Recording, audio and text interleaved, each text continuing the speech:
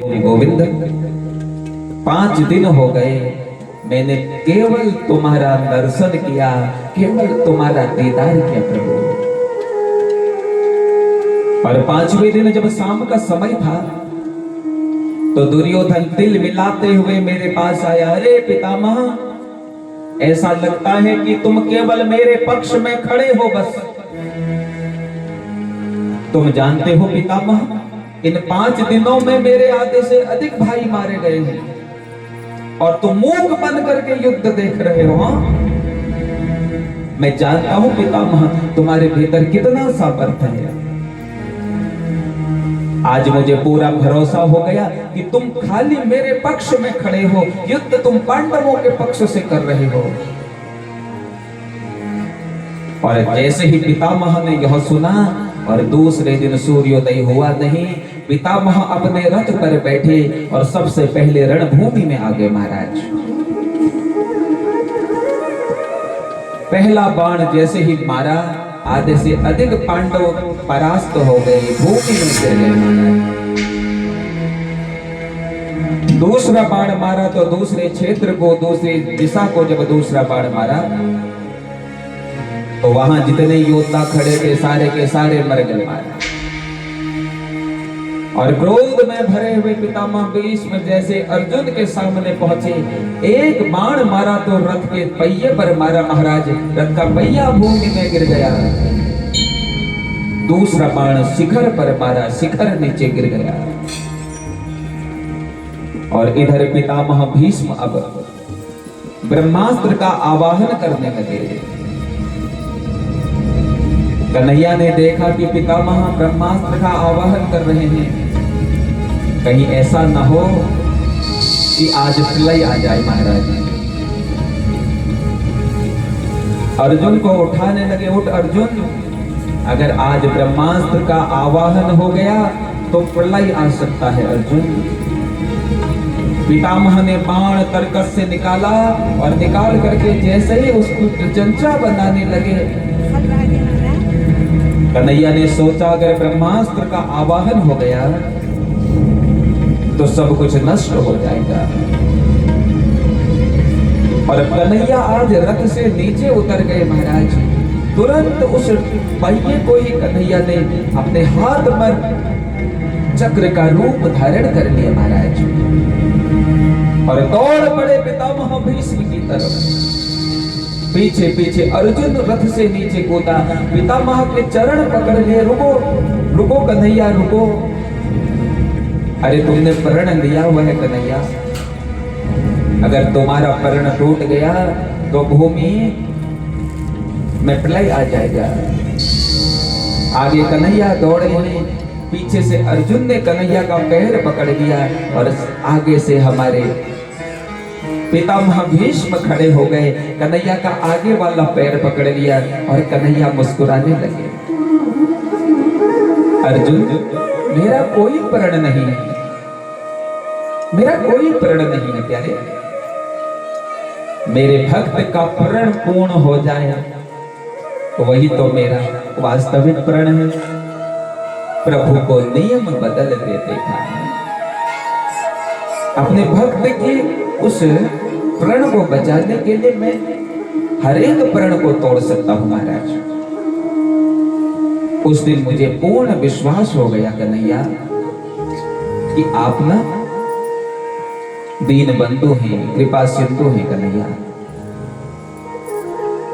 कन्हैया ने कहा चलो ठीक है, अच्छी बात है, लेकिन एक बात बताओ महाराज, तुम्हें पता था कि मैं पांडवों के पक्ष से लड़ रहा हूं, तो तुमने पांडवों का पक्ष क्यों नहीं लिया? अरे तुम्हें यह पता है कि कौरव अनीति की लड़ाई लड़ रहे हैं, लेकिन फिर भी तुमने कौरवों का पक्ष लिया, क्यों? अरे तुम्हें तो किसी ने मांगा ही नहीं था, तुम तो स्वतंत्र थे महाराज, चाहते थे तो पांडवों के तरफ भी आ सकते थे। तो पितामह भीष्म कहते हैं कन्हैया, एक बात बताऊं तुमको, जब मुझे पता चला तुम पांडवों के पक्ष से लड़ रहे हो, मैंने तुरंत निर्णय ले लिया मैं कौरवों के पक्ष से लड़ूंगा। बोले क्यों? बोले कन्हैया अगर मैं पांडवों के पक्ष से लड़ाई करता ना तो मेरे तरफ तुम्हारी पीठ होती गोविंद, मैं तेरा दीदार नहीं कर सकता था, तेरा दर्शन नहीं कर सकता, तो मैं देख नहीं सकता था माधव। कौरवों के पक्ष में खड़ा होकर के गोविंद मैं तुझे एकटक होकर के तेरा दीदार करता रहा, तुझे देखता रहा गोविंद। लेकिन एक बात मेरे समझ में नहीं आई कन्हैया, जब से मैं इन बाणों की सैया में सोया हूं मैंने अपने 100 जन्मों को याद कर लिया। 100 जन्म में मैंने कभी कोई पाप नहीं किया कन्हैया, लेकिन इतना बड़ा कष्ट मुझे क्यों हुआ?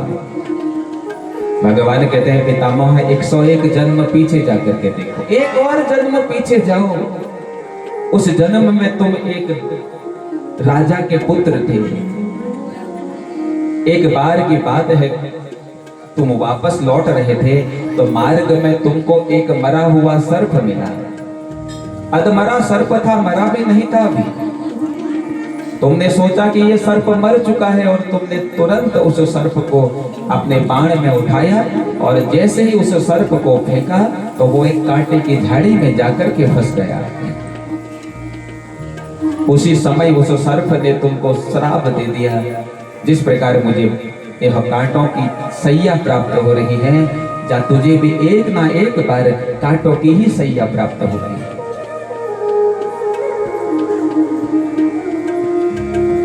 पितामह कहते तो भैया 101 वर्ष का पुराना परिताप हमको यहाँ आकर के क्यों मिला? ध्यान पूर्वक सुनेगा भैया। तो जानते हो तब अर्जुन भगवान क्या कहते हैं? बोलते हैं देखो 101 जन्म के बाद तुमने कभी जीवन में कोई पाप नहीं किया, ना कभी कोई पाप तुमने देखा, लेकिन इस जन्म में तुमने पाप आंखों से देखा। भरी सभा में द्रौपदी की साड़ी उतर रही थी लेकिन तुमने बचाया नहीं, ये पाप होते हुए तुमने देखा। यही कारण है तुमको इस जन्म में ये कष्ट मिला। एक बात बताऊं प्यारे, हम जो कर्म करते हैं ना उन कर्मों का फल हमें निश्चित प्राप्त होता है। निश्चित आज जो कर्म आप कर रहे हो किसी ना किसी जन्म में तुम्हें उन कर्मों का फल जरूर मिलेगा। यदि हो सके तो जीवन में कभी पाप नहीं करना चाहिए, हो सके तो जीवन में पुण्य करो महाराज। इन आंखों से अभद्रता मत देखो, इन कानों से अभद्रता मत सुनो, इन कानों से इन हाथों से अभद्र कार्य मत करो। पितामह भीष्म आज चरणों में गिर गए और भगवान से कहते हैं प्रभु इतना तो कर ना स्वामी जब प्राण तन से निकले। हे गोविंद बस इतना ही कर देना अब, बस जो मेरा यह चित्त है ना ये चित्त तेरे चरणों में समर्पित हो जाए। और भाव से पितामह भीष्म कन्हैया की स्तुति करने लगे। आइए हम सब लोग मिल करके उस स्तुति को करते हैं, अपने चित्त में उस स्तुति को उतारते हैं। इतना तो करना स्वामी जब प्राण तन से निकले, गोविंद नाम लेकर मेरे प्राण तन से निकले, गोविंद नाम लेकर जब प्राण तन से निकले। इतना तो करना स्वामी जब प्राण तन से निकले, गोविंद नाम लेकर मेरे प्राण तन से निकले, गोविंद नाम लेकर मेरे प्राण तन से निकले। जय हो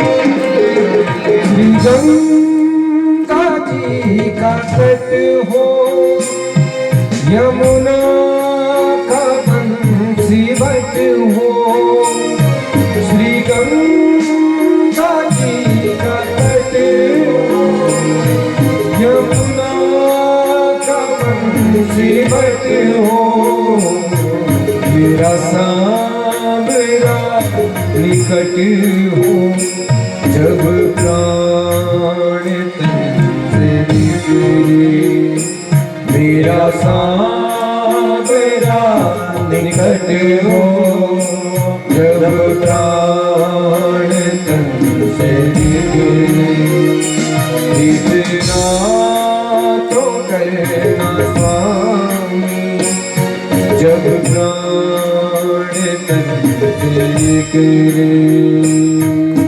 जय हो।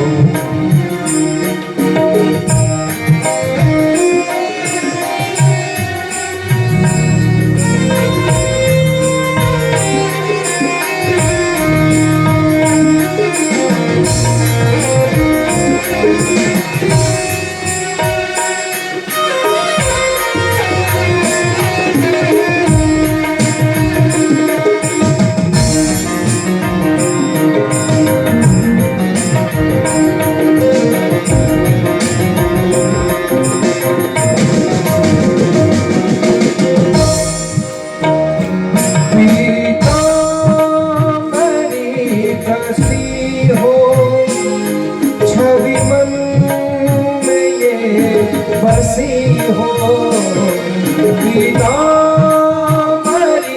कसी हो, छवि मन में ये बसी हो, होठों पे कुछ हंसी हो, जब प्राण तन से निकले, होठों पे कुछ हंसी हो, जब प्राण तन से निकले, इतना तो करना स्वामी, जब प्राण तन से निकले, जब प्राण तन से निकले, जब प्राण तन से निकले।